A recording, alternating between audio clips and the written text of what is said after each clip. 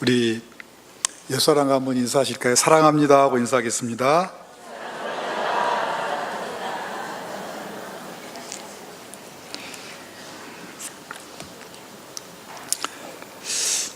우리가 신앙생활하면서 아마 가장 많이 듣는 말씀 가운데 하나가 이 십자가에 대한 말씀이라고 생각이 됩니다.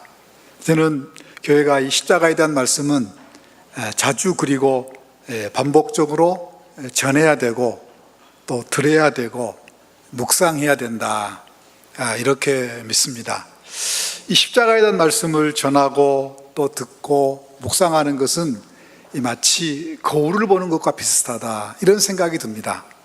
우리가 매일 보는 거울이지만 하루 일을 시작하기 전에 거울을 보면서 외모를 점검하고 또 중요한 일이 있을 때마다, 필요할 때마다 거울을 보면서 우리 자신을 점검하는 것처럼 복음의 가장 중심 부분이고 또 본질이고 핵심인 이 십자가의 진리를 계속해서 또 반복적으로 전하고 또 듣고 묵상하는 것은 우리의 신앙생활에 유익하고 또한 필요하다, 이렇게 생각이 듭니다. 그래서 오늘 본문을 중심으로 해서 십자가의 진리를 같이 생각해 볼 텐데요, 하나님께서 우리 각자에게 필요한 은혜를 주시기를 원합니다. 이제 오늘 본문 18절을 보면 이렇게 말씀합니다. 십자가의 도가 멸망하는 자들에게는 미련한 것이요 구원을 받는 우리에게는 하나님의 능력이라, 이랬습니다. 그러니까 구원받아서 하나님의 백성된 우리에게는 이 십자가의 도가 능력이 되지만, 멸망하는 자들, 아직 하나님의 구원에 들어오지 못한 자들, 하나님의 백성이 되지 못한 사람들, 이런 사람들에게는 이 십자가의 도가 미련한 것처럼 생각된다는 것입니다. 오늘 본문을 보니까 이렇게 십자가의 진리를 받아들이지 않는 사람들을 크게 두 부류로 나누어서 설명을 하고 있습니다. 23절을 보시면 이렇게 말씀합니다. 우리는 십자가에 못 박힌 그리스도를 전하니, 그러니까 이 바울의 동역자들이 십자가에 못 박힌 그리스도를 전했습니다. 다시 말하면 십자가에 못 박히신 예수님을 믿어야만 우리가 구원을 받는다는 이 십자가의 진리를 전했는데, 먼저 유대인에게는 그것이 거리끼는 것이 되었다. 거리낀다 하는 말은 걸림돌이 되었다. 다시 말하면 예수님께서 십자가에 못 박혔다고 하는 그 사실이 예수님을 메시아로 받아들이는데 걸림돌이 되었다, 그 말입니다. 그런데 22절을 보면 그 이유가 설명이 되어 있습니다. 22절을 보겠습니다. 유대인은 표적을 구하고 그랬습니다. 유대인들이 원했고 유대인들이 기대했던 메시아는 어떤 메시아였냐면 놀라운 표적과 기사와 능력을 행하는 메시아였습니다. 이거는 이제 그 당시에 이스라엘의 역사적 상황을 알게 되면 어느 정도 이해가 될 수 있는 부분입니다. 예수님 당시에 이스라엘은 다른 나라에게 한 700~800년 동안 침략과 지배를 받았습니다. 그러니까 북쪽 이스라엘이 아수르에게 망하고 또 남쪽 유다가 바벨론에게 포로로 잡혀가고 또 그 다음에 페르시아에 의해서 지배를 당하고, 이 예수님 당시에는 그 당시에 전 세계를 지배했던 로마에 그들이 침략과 지배를 받았습니다. 그러니까 우리나라가 한 5~6년 정도 일본에게 강제 지배를 받으면서 얼마나 우리나라의 독립을 원했습니까? 그런데 이 당시에 이스라엘은 한 700~800년 동안 다른 나라의 침략과 지배를 받았기 때문에 그들에게는 우리나라가 좀 독립해서 자유롭게 하나님을 섬겼으면 좋겠다, 그런 소원이 있었습니다. 그런데 하나님께서 구약에 어떤 약속을 해주시냐면 메시아를 보내주신다, 그 약속을 했거든요. 그러니까 하나님께서 메시아를 보내주신다고 약속을 했기 때문에 그 메시아가 오셔서 놀라운 표적과 기사와 능력을 행함으로 말미암아 우리를 이방 나라의 압제로부터 좀 해방시켜줬으면 좋겠다, 그런 소원이 그들 마음 가운데 있었던 것입니다.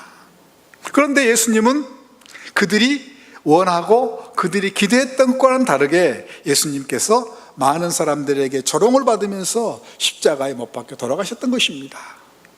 그러니까 그들이 기대했던 과는 다르게 예수님께서 십자가에 못 박히셨기 때문에 그것이 예수님을 메시아로 받아들이는데 걸림돌이 되었다, 그 말입니다.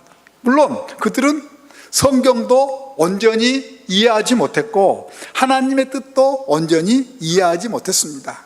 구약 성경을 보면 앞으로 오실 메시아는 고난받은 메시아라고 하는 것을 너무나도 분명하게 말씀해 주고 있었음에도 불구하고 그들은 그 하나님의 뜻을 온전히 깨닫지 못하고 자기들의 상황에 우선적인 관심을 두고 그런 표적과 기사를 행하는 메시아를 원했던 것입니다.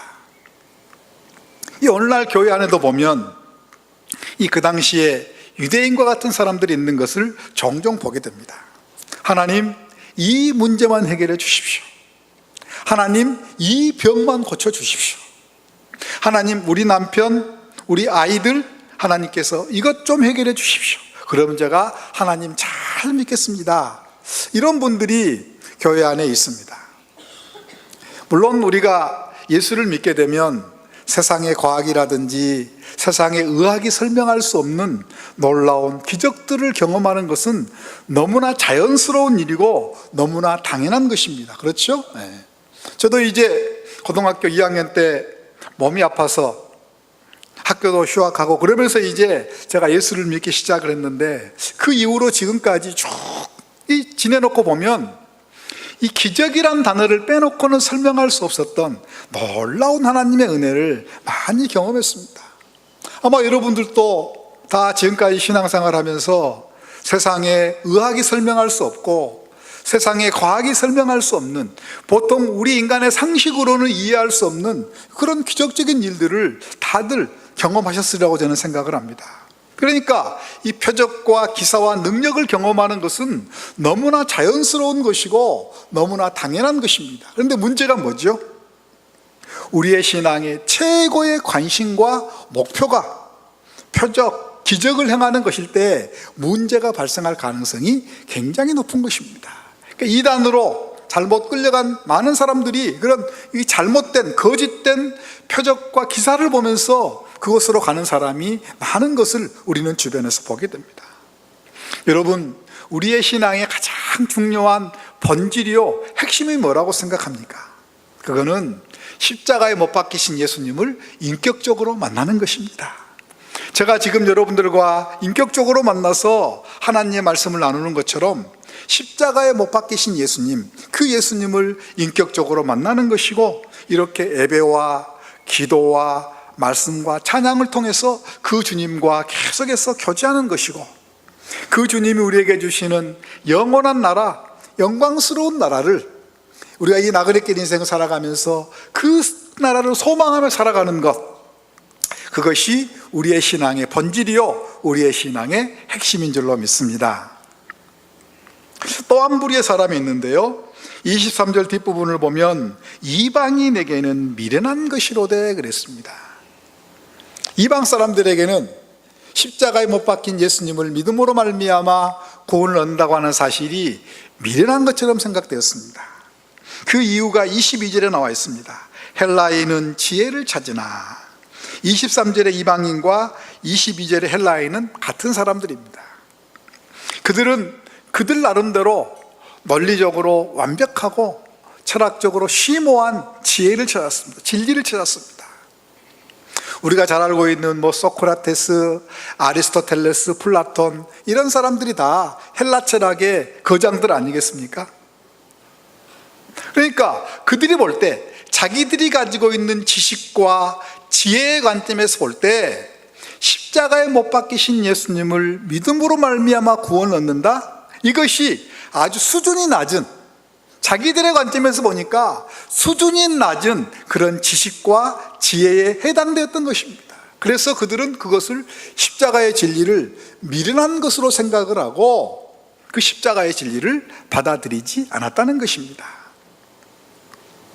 오늘날 교회 안에는 이 유대인과 같은 사람들도 있지만, 오늘날 교회 안에는 그 당시에 헬라인과 같은 사람들도 있는 것을 보게 됩니다. 특별히 많이 배우고 또 젊은 사람들 가운데에서 그런 분들이 있는 것을 보게 되는데요, 우리의 논리와 우리의 사고와 우리의 이성만을 가지고 십자가에 못 박히신 예수님을 만나려고 합니다. 우리의 논리와 우리의 사고와 우리의 이성만을 가지고 하나님을 더 깊이 알아가려고 합니다. 물론 우리가 하나님께서 기뻐하시는 신앙생활을 하기 위해서 우리의 이성도 필요하고, 또 우리가 우리의 신앙생활이 그냥 무대뽀로 막무가내로 믿는 게 아니고 우리의 신앙의 진리는 또 굉장히 논리적입니다. 그러나 우리의 논리만을 가지고 우리의 사고와 우리의 이성만을 가지고 우리가 하나님을 만나려고 하면 그 사람은 절대로 하나님을 만날 수 없습니다. 또 그 사람은 절대로 하나님을 더 깊이 알아갈 수도 없습니다. 우리는 하나님의 성령의 역사하심을 통하여서 하나님을 알 수 있고, 이 구원의 진리를 받아들일 수 있을 뿐만 아니라 우리가 또한 이 땅을 살아가면서 우리가 종종 경험하는 것은 우리 개인적으로도 마찬가지고, 우리 가정적으로도 마찬가지고, 또 우리 교회적으로도 마찬가지고, 국가적으로도 마찬가지고, 사실 우리가 우리의 이성만을 가지고 우리의 상식만을 가지고 해결할 수 없는, 이해할 수 없는, 풀 수 없는 많은 일들을 경험하게 됩니다. 여러분들, 우리 주변에 일어나는 모든 일들을 여러분들이 다 이해가 되십니까? 이해하지 못한 일들을 우리가 경험하게 됩니다. 때로는 하나님께서 참 신실하게 하나님을 잘 믿는 사람을 먼저 불러가기도 하시고, 또 그런 사람들이 이유를 알 수 없는 어려움을 당하게 하시고, 또 우리 주변을 보면 하나님을 거역하고 또 아주 악한 사람들이 때로는 일시적으로 잘 되는 것, 그것도 우리가 경험하게 됩니다. 저는 이제 학교에 있기 때문에 학교에서 이제 앞으로 목사가 되기 위해서 준비하는 학생들하고 많이 대화를 하고, 또 이제 학교에 들어오게 되면 1학년 때는 이제 교수들하고 의무적으로 상담하는 시간을 갖도록 되어 있습니다. 그래서 제가 그분들의 쭉 지나간 간증들, 또 목사가 되겠다고 작정한 계기들, 이런 것들을 들어보면 하나님이 참 다양하게 부르신 것을 알 수가 있습니다. 제가 상담했던 한 학생 가운데 이런 학생이 있었습니다. 그분은 나름대로 꽤 좋은 회사에 직장 생활을 하고 있었고, 이제 그분의 아내는 참 열심히 신앙생활을 했습니다. 정말 헌신적으로 교회를 잘 봉사했습니다. 매일 교회 나가서 필요한 일을 돕고 또 전도도 하고 교회에서 굳은 일을 도맡아 하는 참 신실한 집사님이었습니다. 하나님께서 그분에게 암이 발병되게 하셔서 먼저 부르셨어요. 이 남편은 그거를 이해할 수가 없었어요. 왜? 우리 아내와 같은 이런 하나님 앞에서 참 신실하고 최선을 다하는 이런 자매를 왜 하나님이 병에 걸리게 하셔서 하나님이 병을 막아주시든지 또 고쳐주시든지 해야지 왜 하나님께서 먼저 불러가시냐는 거예요. 도저히 이분의 상식으로는 이해할 수가 없는, 인간적인 관점에서 보면 이해할 수가 없는 거예요. 그래서 이분이 직장도 이제 그만두고 많은 시간을 고민을 했습니다. 정신적인 많은 방황을 했어요. 하나님께서 한 8개월, 10개월이 지나면서 이분에게 믿음을 회복시켜 주셨어요. 그래가지고 우리 학교에 들어오게 하셨어요. 그래서 지금은 졸업을 하고 저희 시골에서 한 50명 되는 교인들을 데리고 아주 열심히 신실하게 목회를 하시는 그분이, 그래서 또 중간에 하나님께서 다른 짝을 하나 만나게 해주셔서 저한테 또 주례를 부탁해가지고 제가 주례까지 해줬어요. 그래서 지금도 자주 이렇게 우리가 살다 보면 우리가 이해할 수 없는 이 나그네길 인생을 살아가다 보면 이해할 수 없는 일들을 많이 만나요. 그걸 우리의 논리와 우리의 사고와 우리의 이성만을 가지고 해결하려고 하면 절대로 그것은 해결될 수가 없는 것입니다. 이 궁극적인 면에서 보면 하나님은 우리의 이해의 대상이 아니고 하나님은 우리의 믿음의 대상인 줄로 믿습니다. 하나님은 믿음의 대상이에요. 그래서 어떤 선교사님이 했던 유명한 말이 있습니다. 나는 종종 하나님을 이해할 수 없습니다. 그러나 나는 하나님을 신뢰합니다. 신뢰합니다. 평생에 때로는 이해할 수 없는 일들을 경험한다고 할지라도 합력하여 손을 올리시는 하나님을 신뢰하시는 복된 성도들이 되기를 주님의 이름으로 축원합니다. 그러면 이렇게 어떤 사람들에게는 걸림돌이 되었고 또 어떤 사람들에게는 미련한 것처럼 보이는 십자가의 진리가 믿는 우리에게는 어떻게 고백돼야 되느냐? 24절을 보겠습니다.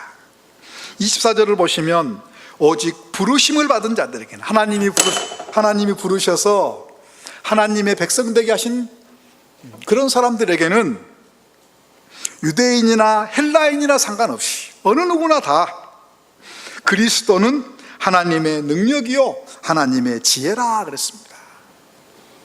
믿는 우리에게는 첫 번째는 이 십자가의 진리가 하나님의 능력으로 고백된다는 것입니다.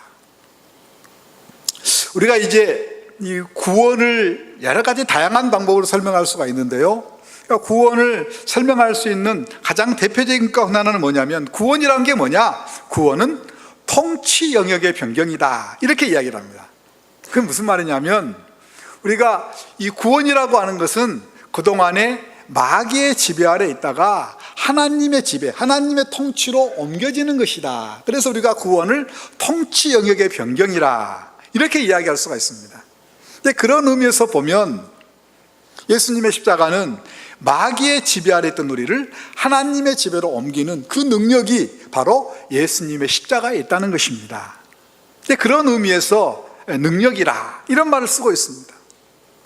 그런데 이 능력이라고 하는 말은 헬라어를 보면 이 두나미스라고 하는 말인데, 이 두나미스라고 하는 말을 사전에서 찾아보면 능력이라고 하는 말도 있지만 또 어떤 뜻도 있냐면 처방이라 하는 그런 뜻도 있어요. 그래서 종종 우리가 이 능력으로 번역되어 있는 단어를 처방으로 바꿔서 이해를 하게 되면 훨씬 우리에게 와 닿을 때가 많아요. 오늘 본문도 그런 케이스 가운데 하나입니다. 다시 말하면 예수님의 십자가는 우리를 구원하시기 위한 하나님의 처방이라. 훨씬 와닿죠? 네. 다시 말하면 우리를 구원하시기 위한 하나님의 구원 방법이라. 구원 방법이라. 예수님의 십자가가 우리를 구원하시기 위한 하나님의 구원 방법인 것을 하나님께서는 미리 구약에서 참 다양한 방법으로 미리 보여주셨어요. 예표로 보여주셨습니다. 구약 성경을 보면 너무나 많은 예표들을 통하여서 예수님의 십자가가 우리의 구원 방법인 것을 하나님께서 미리미리 보여주셨어요. 제가 대표적인 거 두 가지만 소개하려고 합니다. 하나님께서 이제 애굽에서 종살이하고 있는 이스라엘 민족들을 구원하시기로 했습니다. 그런데 이 바로 왕이 아주 강팍해서 절대로 이스라엘 백성들이 하나님을 섬기도록 하는 것을 허락하지 않았습니다. 그래서 하나님께서 이제 애굽을 심판하고 그 심판 가운데에서 하나님의 백성들을 구원하시기로 결정을 했습니다. 그런데 그런 애굽을 심판하는 과정 가운데에서 하나님께서는 이 이스라엘 백성들은 구원받을 수 있는 처방을 내려주셨어요. 그게 뭐였죠? 양을 잡아가지고 그 피를 문설주에 바르는 것입니다. 그리고 이스라엘 민족들은 그 하나님의 처방대로 그대로 따라했습니다. 양을 잡아가지고 그 양피를 문설주에 발랐습니다.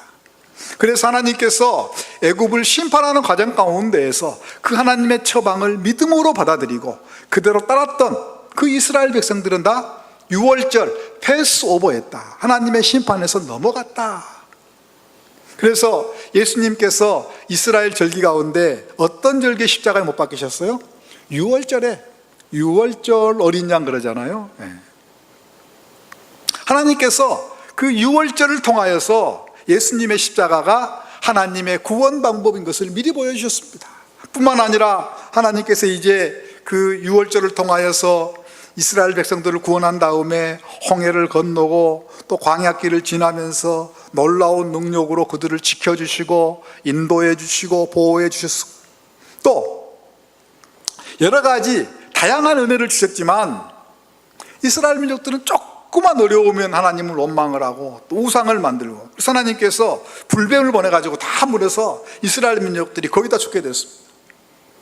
그걸 보고 모세가 하나님께 손을 들고 기도합니다. 하나님, 이 민족을 여기서 죽이시면 어떻게 합니까? 하나님, 이 민족을 구원해 주십시오. 이 민족을 살려주십시오. 그러니까 하나님께서 그들이 죽음의 자리에서 살아날 수 있는 처방을 내려주셨어요. 그게 뭐였죠? 장대에다가 노뱀을. 그리고 그것이 하나님의 구원 방법, 하나님의 처방인 것을 믿고 그것을 바라보는 사람들은 다 죽음에서 생명으로 옮겼습니다.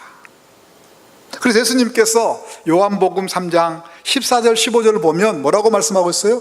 모세가 광야에서 뱀을 든 것과 같이 인자도 들려야 하리니 이는 저를 믿는 자마다 영생을 얻도록 하시니라. 하나님께서 구약의 광야의 노뱀을 통해서 예수님의 십자가가 하나님의 구원 방법 처방인 것을 하나님께서 미리미리 예표로 보여주셨습니다.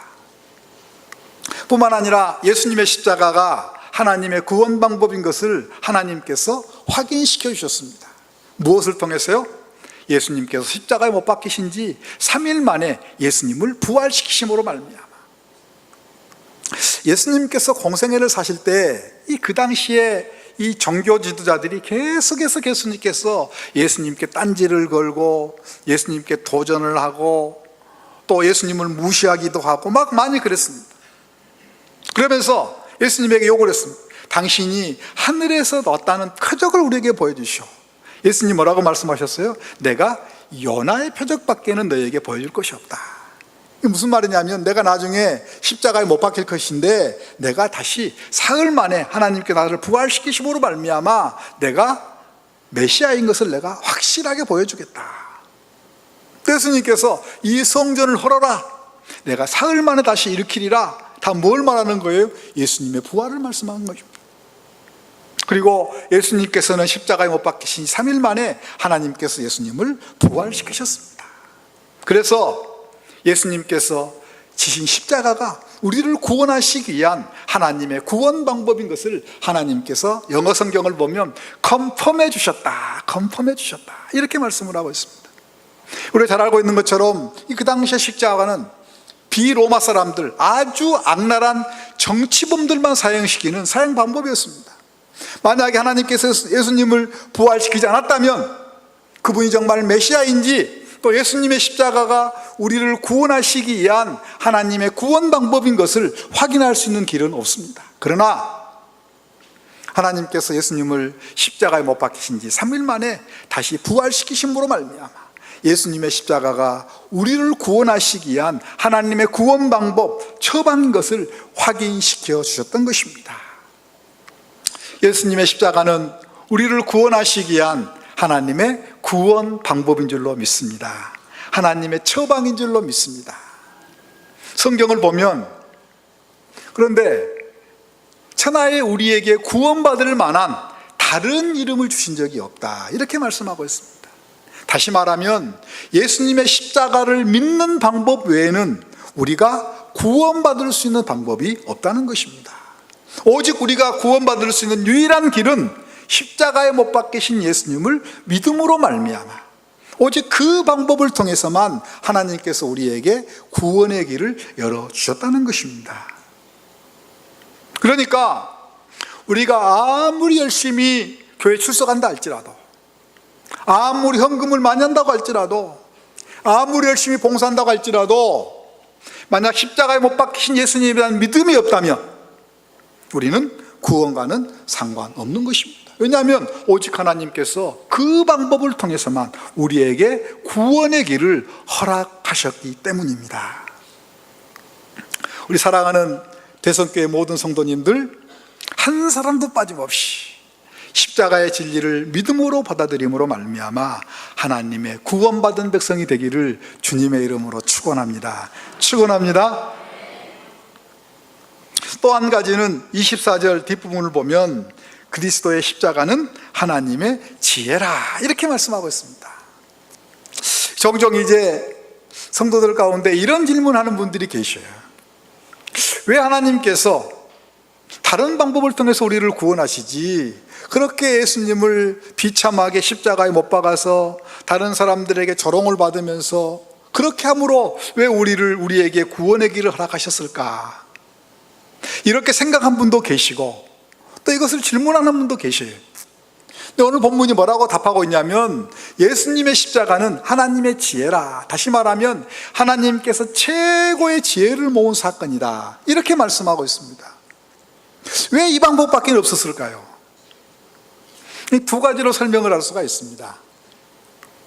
우리가 이제 구약의 율법을 보면 구약의 율법에는 하나님이 어떤 분인가 그걸 말씀하고 있습니다. 그런데 그 가운데 하나가 뭐냐면 하나님은 죄를 그냥 용서하시는 분이 아니다. 율법을 보면 죄가 용서받기 위해서는 반드시 무엇이 드려져야 돼요? 속죄 제물이 드려져야 돼요. 그러니까 하나님은 그만큼 죄의 문제를 심각하게 보신 거예요. 그냥 입으로 용서를 구해서 되는 게 아니고 죄가 용서받으려면 반드시 속죄 제물 무엇인가가 피값으로 희생되어야만 죄가 용서가 된다는 거죠. 그만큼 죄의 문제를 심각하게 보신 거예요. 물론 하나님은 스스로 계신 분이지만 우리 하나님은 스스로 정하신 법칙에 아주 충실하신 분이에요. 또 한 가지는 아까 제가 이제 구원은 뭐라고 설명했냐면 구원은 통치 영역의 변경이다. 마귀에게 지배하던 우리가 하나님의 통치로 옮겨지는 것이 구원이라 제가 이렇게 말씀을 드렸잖아요. 그러면 마귀의 지배하던 우리를 구원하시려면 마귀와 싸워서 이겨야 되겠죠? 그렇죠? 그렇지 않습니까? 그런데 마귀와 싸워서 이길 수 있는 사람이 있나요? 없나요? 없어요. 제가 이길 수 있을 것 같아요? 안 돼요. 전 목사님 이길 수 있을 것 같아요? 안 돼요. 우리가 마귀와 싸워서 이길 수 있는 것은 예수님의 능력, 십자가의 능력을 의지하기 때문에 이기는 거지, 우리가 그냥 그것 없이 우리의 힘만 가지고 마귀와 싸워서 이길 수 있는 사람은 한 사람도 없습니다. 오직 마귀와 싸워서 이길 수 있는 분이 계실, 누구세요? 하나님이에요. 하나님. 그러니까 하나님 되신 예수님이 이 땅에 오셔서 십자가를 지심으로 대속제물이 되는 방법 외에는 우리를 구원할 수 있는 방법이 없었던 거예요. 그래서 오늘 본문이 뭐라고 말씀하고 있냐면 예수님의 십자가는 하나님의 지혜라, 최고의 지혜를 모은 사건이다, 이렇게 말씀하고 있습니다. 바울이 이걸 깨달은 거예요. 이 십자가에 나타난 하나님의 놀라운 섭리, 이 십자가에 나타난 하나님의 놀라운 사랑, 이 십자가에 나타난 하나님의 놀라운 은혜, 사도 바울이 깨닫게 된 것입니다. 그래서 2장 2절을 보면 이렇게 말씀합니다. 내가 너희 중에서 예수 그리스도와 그가 십자가에 못 박힌 것 외에는 아무것도 알지 아니하기로 작정하였습니다. 사도 바울은 유대인 가운데 유대인이었어요. 그러니까 유대인의 모든 전통을 다 알고 있었습니다. 또 그는 그 당시에 헬라 철학의 거장이었습니다. 그러니까 오늘날로 말하면 최고 좋은 대학의 박사학위를 가지고 있는 사람, 헬라 철학과 관련되어서 처음에 그가 얼마나 예수 믿는 사람을 핍박했습니까? 그는 처음에 이 십자가의 진리를 걸림돌로 생각을 하고 이 십자가의 진리를 미련한 것처럼 생각을 했습니다. 그러나 하나님께서 그에게 은혜를 주셔서 이 십자가의 진리에 나타난 놀라운 하나님의 은혜와 사랑과 섭리를 그 깨달은 다음부터는 내가 예수 그리스도와 그가 십자가에 못 박힌 것 외에는 아무것도 알지 아니하기로 작정했노라 그렇게 배우고 있습니다. 그 다음에 1장 17절에도 보면 그리스도께서 나를 보내심은 세례를 베풀게 하려 하심이 아니요 오직 복음을 전하게 하려 하심이로되 말의 지혜로 하지 아니함은 그리스도의 십자가가 헛되지 않게 하려 함이라. 그의 사역의 최고의 관심이 뭐냐면 그리스도의 십자가가 헛되지 않게 되는 것이었습니다. 바울 되게 했던 사건은 뭐냐면 십자가의 진리에 대한 부딪힘이었습니다. 십자가의 진리에 대한 부딪힘과 이 십자가의 진리에 대한 놀라운 하나님의 섭리를 깨달은 다음부터 그는 모든 것을 다 배설물처럼 여겨버리고 그의 생애 전체를 바쳐서 이 십자가의 진리를 사도 바울은 전하기로 작정했던 것입니다. 뿐만 아니라 이 십자가의 진리는 사도 바울의 삶 전체를 바꿔버렸습니다. 내가 그리스도와 함께 십자가에 못 박혔나니 이제는 내가 산 것이 아니요 내 안에서 십자가에 못 박힌 그리스도가 산 것이라. 나의 모든 정과 욕심을 십자가에 못 박았노라. 사도 바울의 삶과 인생 전체의 관심과 목적이 이 십자가의 진리에 대한 깨달음, 이 십자가의 진리에 대한 부딪힘을 통하여서 완전히 바뀌게 되었다는 것입니다. 여러분, 우리가 기왕에 예수 믿을 믿기로 작정을 했으면 그냥 예수 믿을 바에 기쁘고 즐겁고 감격스럽게 예수를 믿어야 되지 않겠어요? 그러지 않겠습니까? 왜 신앙생활하는 것이 어렵습니까? 왜 교회 나와 예배드리는 시간이 지루하고 성경 보는 시간이 지루하고 기도도 오래되지 않고 왜 그런가요? 물론 여러 가지 이유가 있겠지만 저는 가장 대표적인 이유는 두 가지라고 생각을 합니다. 하나는 뭐냐면 아직 이 십자가의 진리에 대한 믿음이 없을 때 우리의 신앙생활에 무슨 기쁨이 있겠어요? 우리의 신앙생활에 무슨 감격이 있겠어요? 또 한 가지는 이 십자가의 진리에 대한 믿음은 있지만 감격이 사라져 버렸을 때, 이 신앙생활 오래 한 사람들이 나타난 거예요. 믿음은 있어요. 그러나 이 십자가의 진리에 대한 감격이 사라져 버리면 마치 기름칠하지 않고 기계를 돌리는 것처럼 신앙생활하는 게 힘들어요. 십자가의 진리에 대한 믿음이 있고 이 십자가의 진리에 대한 감격이 있으면 예수를 믿는 것이 너무나 행복하고 예배를 드리는 것이 너무나 기쁘고 내가 주님을 위해 섬길 수 있다고 하는 이것이 너무나 감격스럽고 내 인생의 최고의 기쁨이 되는 그런 일들이 우리의 신앙과 삶 속에서 일어나게 될 줄로 믿습니다. 여러분들 살다 보면 때로는 힘들 때가 있죠? 그렇죠? 어려울 때가 있죠? 그렇죠? 가족들 때문에 또 개인적인 여러 가지 신상의 문제로 또 건강 때문에 저도 마찬가지예요. 그럴 때 어려울 때 저는 늘 이 십자가에 대한 찬송을 부릅니다. 십자가에 대한 찬송을 부릅니다.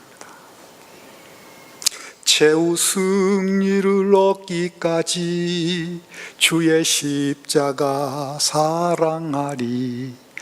빛난 면류관 받기까지 험한 십자가 붙들겠네.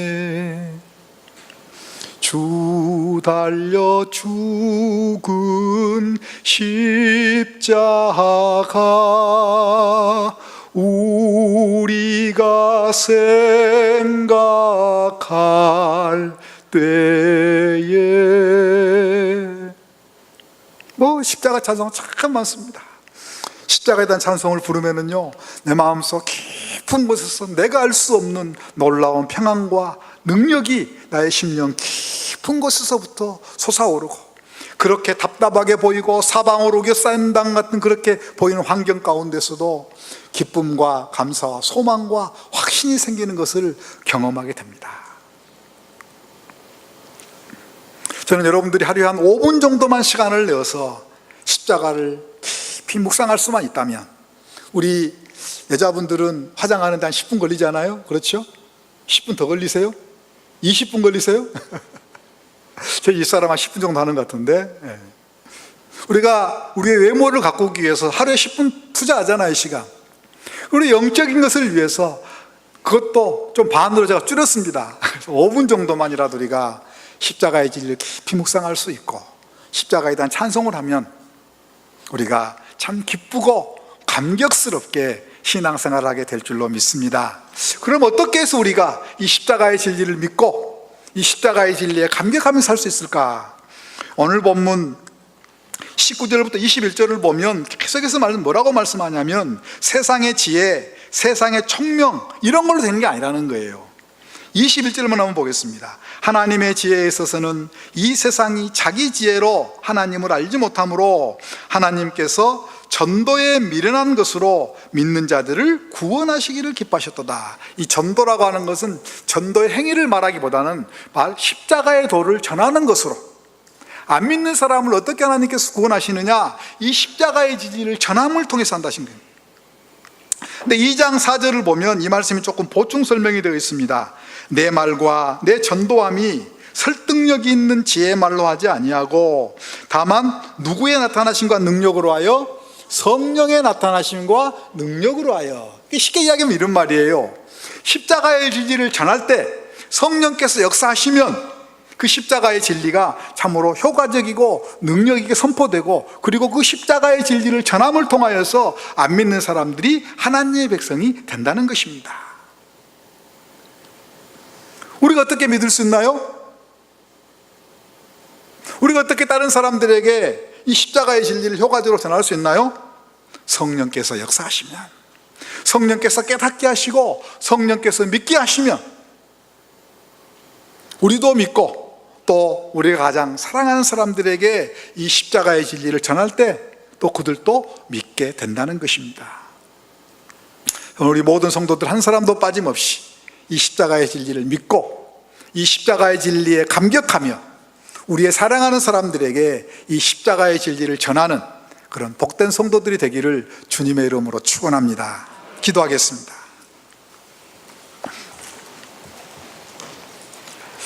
하나님, 오늘 다시 한번 이 십자가의 진리를 나누었습니다.